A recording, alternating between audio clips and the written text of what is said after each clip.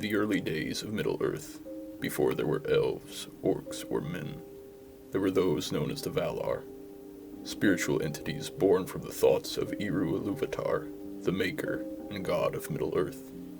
These were present when the song of creation was sung, and when one of their own sowed discord into the world. And so the Valar were sent down from the heavens to undo the sin of their brother. For in fact, the world did not belong to them. Rather, by the command of Eru, they were to be stewards, tending to the world until the day that Eru Illuvatar's children appeared to claim the world as their inheritance. And yet, despite this, the Valar did not suffer any jealousy, nor did they resent the fact that their labor was ultimately in service for another future race of creatures. In fact, as they explored the deep mysteries of Middle-earth, their longing for the arrival of God's children grew ever greater, for they wished to share their discoveries, to teach, and to be taught in turn. For Eru's ways were so greater than their own, and they were curious as to what his children would be like. And so the years turned into centuries, and centuries into millennia. Still the Valar waited patiently, yet it would seem that even angels can grow weary of waiting. In the deep caves of Middle-earth, Aule worked in secret.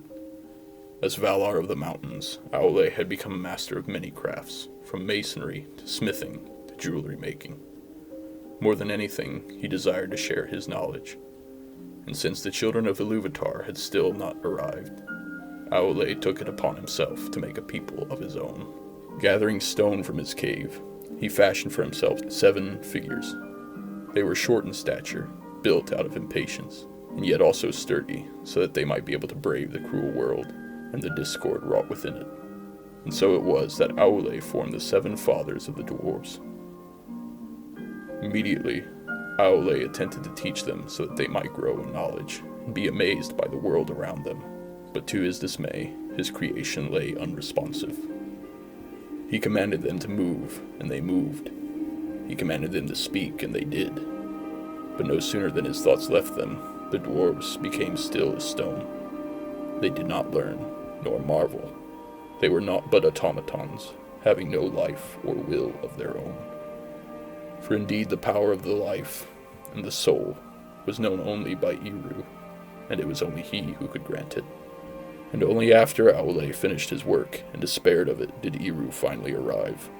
The god met Aule in his secret cave and confronted him for his blasphemy. Humbly, Aule answered Eru that blasphemy was not his intention. The Valar explained his desire to have a people of his own that he could cherish. And just as a child lovingly imitates his father, Aule desired to imitate Eru in his creation. Yet such powers were beyond him, and to prove his sincerity, Aule took up his hammer, ready to destroy the dwarves.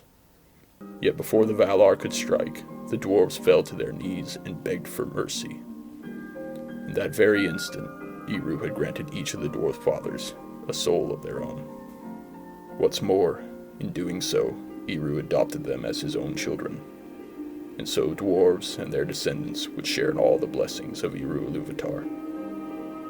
Yet it came with a stipulation. Although now children of Ilúvatar, the dwarves would not be his firstborn. Such an honor would go to another race in Middle-earth. And so, until the firstborn appeared, the dwarves would be laid to rest within the stones of the mountains. Now Aule sits and waits, longing not only for the firstborn of Eru to arrive in Middle-earth, but now also for his own people to rise again from the very rocks of his mountain.